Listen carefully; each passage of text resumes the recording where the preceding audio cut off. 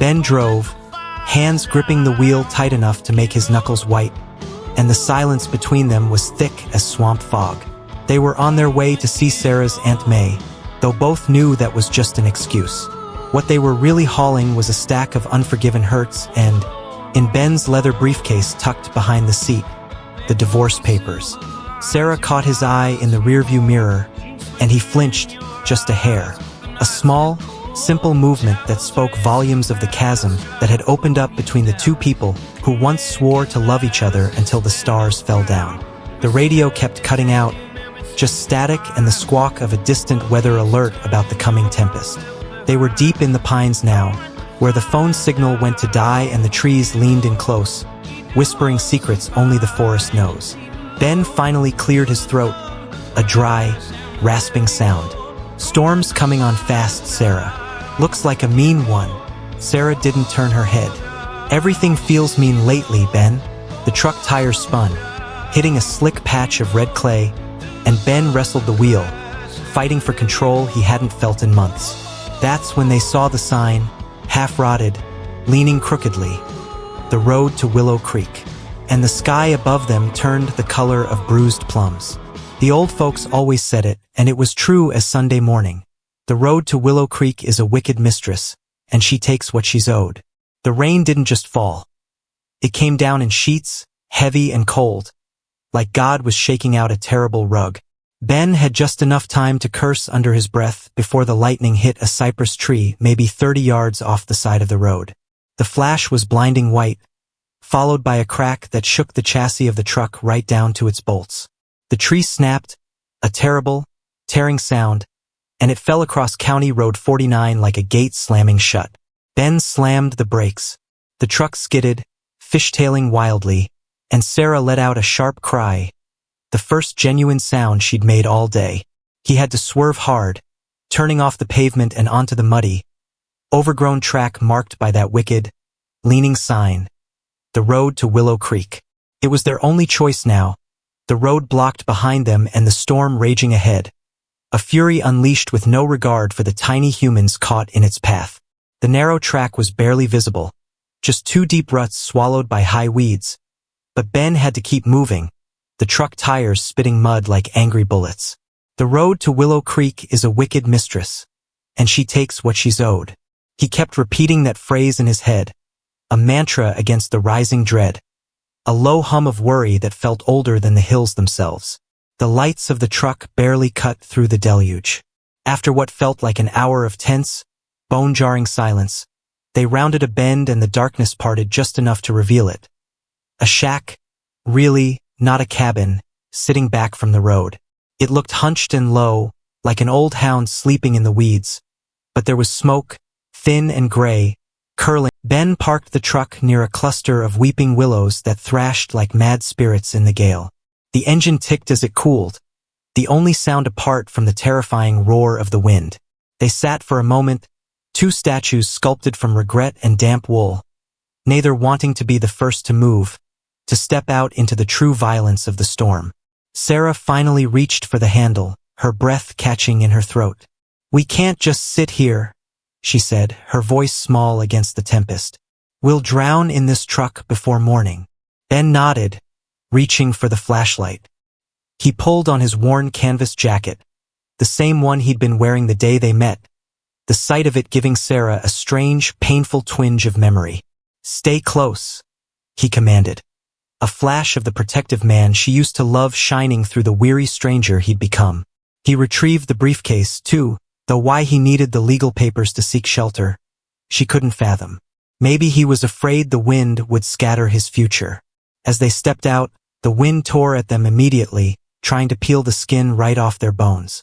The rainwater was icy, finding every gap in their clothing.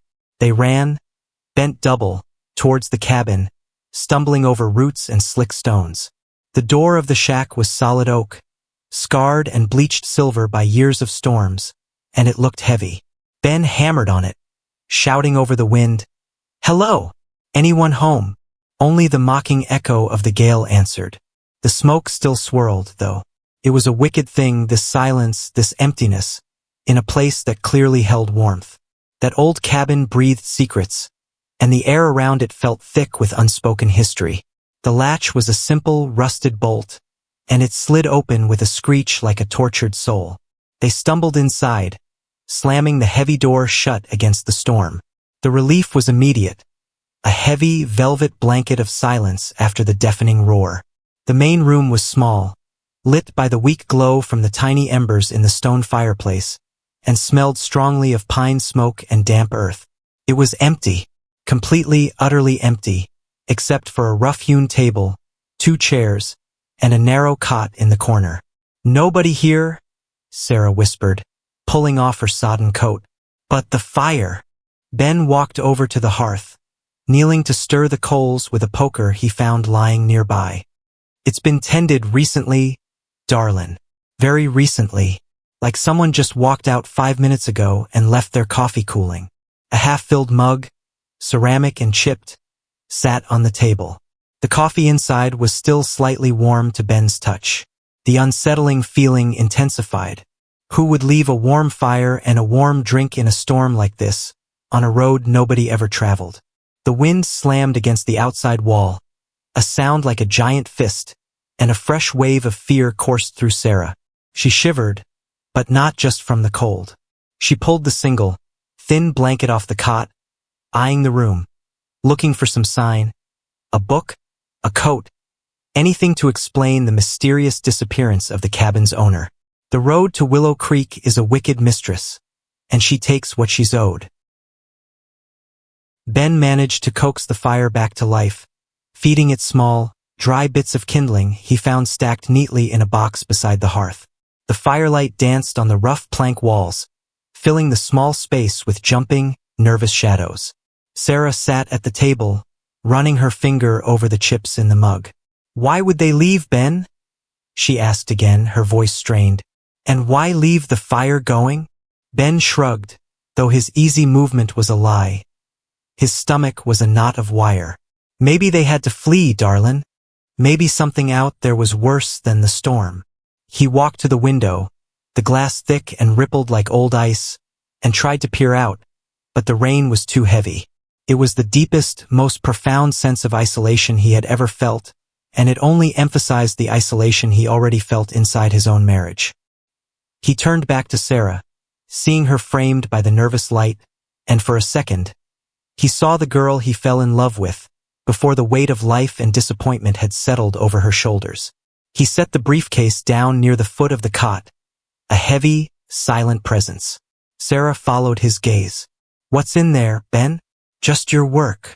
She knew the answer. She knew him too well to be fooled by an ordinary lie. Her eyes were sharp, accusing, and tired, all at once. He hesitated, rubbing the back of his neck. "It's important papers," he finally mumbled, avoiding the direct answer. "Listen to the wind howl, darlin'. It's calling out the lies we tell." Sarah stood up slowly, the old floorboards groaning in response, and the sound was like the cabin itself agreeing with her suspicion. The truth, like the storm outside, was growing stronger and closer. The wind found a new, high-pitched note, whistling through a crack near the chimney, a sound that was both mournful and accusing. It wasn't just noise. It was the sound of something wanting in the darkness. Sarah wrapped the thin blanket tighter around herself. "I know why we're here, Ben, and it's not Aunt May." She didn't raise her voice, but the quiet certainty in her tone was more forceful than any shout. "You needed a neutral place to put the papers on the table. A place where we wouldn't have to face the neighbors, or the friends, or the house we built." She let the weight of that sink in. They had been trying to avoid this conversation for months, skirting the edges of the truth until the road itself had forced them to stop and look. Ben's face was drawn, his jaw tight. He looked old, suddenly, the lines around his eyes etched deep by stress. He was a good man, she knew, but a coward when it came to ending things.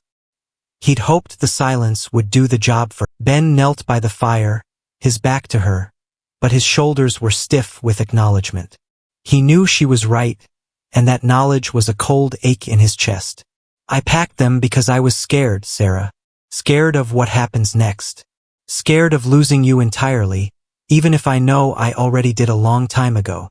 It was the rawest thing he'd admitted in years, and the simplicity of the truth hung in the air, heavy and undeniable. Sarah felt a sharp pain, not of anger, but of deep, profound sadness for the loss of what they once were. She remembered the firelight on his face the night he proposed, full of hope and wild promises, and now the same light showed only exhaustion and defeat. "You didn't lose me, Ben," she said, pulling the blanket around her like a shield. "You just stopped looking for me." The storm outside seemed to recognize the shift in their conversation, escalating its fury, shaking the very foundation of the small structure. The hinges on the door shrieked as the wind tested them. Ben turned around, his eyes dark with confusion and pain. "What does that mean, Sarah?" "Listen to the wind howl, darlin'. It's calling out the lies we tell." The air pressure dropped suddenly, and the little flame in the ceramic mug's wick, which Sarah hadn't noticed until then, flickered and went out, plunging the far corner of the room into total darkness. It was a sign, a physical manifestation of the light between them being extinguished, and they both saw it. The sound of the extinguished flame was insignificant, yet its implication was enormous. Sarah pointed to the darkened corner. "The light, Ben. That little light we carried. You focused so hard on making a good life, the house, the work, the titles, that you forgot to keep the light burning between us. You stopped seeing me, the messy, real woman, and only saw the fixture I was supposed to be." Her voice finally cracked, betraying the strain she'd held captive all day. Ben stared at the spot where the wick had been, feeling the truth of her accusations sink into his bones like swamp water. He thought of all the late nights, the canceled weekends, the phone calls that felt more important than her hand in his. He'd been building a cage of comfort, and he hadn't realized he'd locked her outside of it. The wind outside wasn't just shaking the cabin. It was testing the integrity of the beams and nails, and one of the old, warped shutters on the window gave way with a terrific, splintering crack. A furious spray of cold rain shot through the glass. "The window!" Ben shouted, his instinct to protect suddenly overriding his. Ben struggled to shove the thick wooden chair against the window frame, blocking the worst of the rain, but the frame itself was rotten, too old to withstand the direct assault of the gale. Sarah didn't hesitate. She grabbed the single blanket from the cot and thrust it into the gap, kneeling on the wet floor to brace it with her body. For the first time in a very long time, they were working together, their movements synchronized, driven by a primal need for shelter. The simple act of shared struggle, of pressing their shoulders together against the intrusion of the outside world, felt more intimate than any conversation they'd had in months. The cold seeped into Sarah's clothes, but the warmth of Ben's side, his grunts of effort, was a strange, forgotten comfort. "Hold it!" he yelled, his face inches from hers, his eyes wide and focused, not on her failings, but on the immediate task. The chair legs slipped on the damp floor, and the window shuddered. "It won't hold," Ben gasped. He scanned the room desperately, then spotted the leather briefcase near the cot. Without a second thought for the contents, he snatched it and wedged it under the chair, using the solid weight of the documents to secure their makeshift barrier. The wind still howled, but the relentless spray was stopped. They stayed there, kneeling side by side, breathing heavily, listening to the wind try to peel the roof off. That old cabin breathed secrets, and the air around it felt thick with unspoken history. The immediate danger passed, but they remained frozen in their position for a moment, shoulders touching. The tension now shifted from hostility to shared adrenaline. Ben finally pulled back, resting his hand on the damp blanket. He looked at the briefcase, now the unexpected savior of their temporary shelter. Inside were the papers that could legally end their world, and he had used them as a mere wedge. The symbolism was too heavy to ignore. "I used the papers," he mumbled, staring at the leather. Sarah, still kneeling, looked at him. Her eyes were softer now, the anger replaced by a weary curiosity. "Did you? Or did we use them, Ben?" "We used them to hold the storm out." She was pointing out the difference between his solitary, guilt-ridden act of preparation and their unexpected, shared act of survival. The fire in the hearth was struggling, its light low and flickering. They had to replenish it. They stood up together, moving quietly, their movements now echoing a familiarity long suppressed. Ben took off his wet jacket and hung it over the back of one of the rough chairs, then started feeding the fire again, watching the small flames catch the dry kindling. Sarah, meanwhile, retrieved her own coat and began wringing the water out of the blanket. Listen to the wind howl, darlin'. It's calling out the lies we tell. And for the first time, it felt like the wind was howling less about their secrets and more about the simple, undeniable fact of their existence, together, in this remote, forgotten shack. As Ben warmed his hands, he noticed something carved into the wooden mantelpiece above the fireplace. It wasn't a casual piece of graffiti. It was deep, deliberate, and old. He wiped the soot away with his sleeve and read it aloud, his voice low. Luke and Annie stayed for the storm, left the light. Sarah moved closer, drawn by the unsettling discovery. Below the names, a date was carved, 1947. Luke and Annie, Sarah repeated softly. They stayed here, Ben, just like us. And they left the fire going. It clicked into place. The embers, the warm mug, the recently disturbed dust.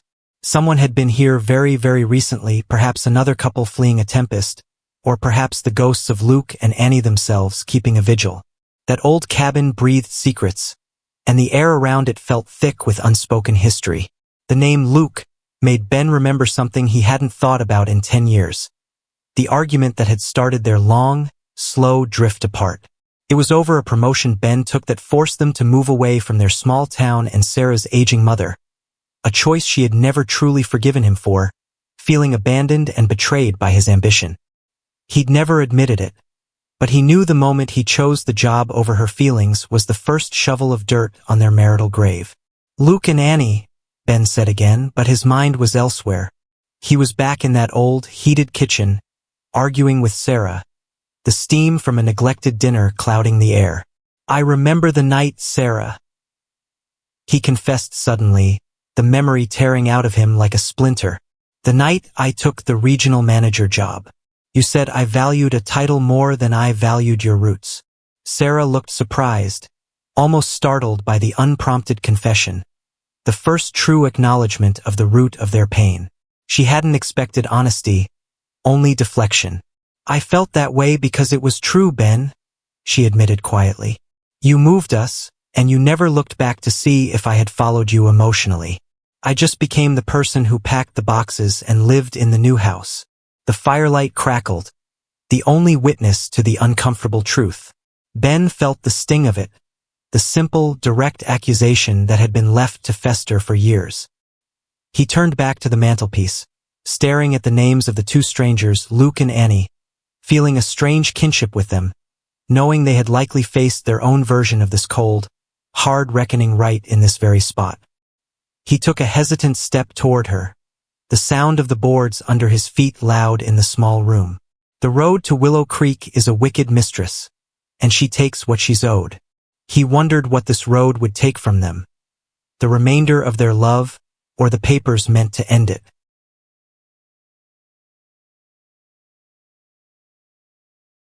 The question of why Luke and Annie carved their names and left the fire burning, only to disappear in the middle of a major storm, was a growing, uneasy pulse in the background. It kept Sarah's mind from fully engaging in the pain of Ben's admission. Why would they leave the light? She murmured, distracted, staring into the heart of the coals. If they left fast. No coat, no mug, no note. Ben was still consumed by his confession. Maybe they realized the storm outside was less dangerous than the storm inside, he suggested, his voice heavy with self-contempt. Maybe they just ran. He moved toward the briefcase again, his hand hovering over the worn leather. He needed to get the papers out to finalize the break, believing that the clean, professional finality would be better than this agonizing purgatory. He reached down, but Sarah stopped him with a single, clear command. Don't touch it, Ben. She walked to the table, her shadow long and distorted on the wall behind her, and picked up the chipped ceramic mug. Look at this, she instructed. The rim of the mug had two distinct impressions, worn smooth by years of use, one larger than the other. Two people used this, Ben. They drank together, they lived here, they left their mark. They stayed. Listen to the wind howl, darlin'. It's calling out the lies we tell. They were standing closer now than they had been in weeks, close enough to feel the warmth of the fire on their faces, close enough to smell the damp wool and pine smoke clinging to each other. A sudden, sharp movement caught Ben's eye. On the dirt floor beneath the cot, half hidden by a loose floorboard, was a small object. It was a simple silver locket, tarnished black with age. He nudged it out with the toe of his boot and picked it up. It felt cool and fragile in his palm. Sarah gasped, recognizing the simple elegance of the vintage piece. "It's Annie's," she breathed. "She must have dropped it running out the door." Ben struggled to open the tiny clasp with his chilled fingers. When it finally sprang open, the interior was empty. No photographs, no lock of hair, no inscription. Just two oval impressions on the silver, like something precious had been kept there for a long time, but was recently deliberately removed. "It's empty," Ben said, a strange, hollow note in his voice. "She left nothing behind." Sarah took the locket from him, her fingers brushing his. The brief, accidental touch sent a jolt through both of them. A quick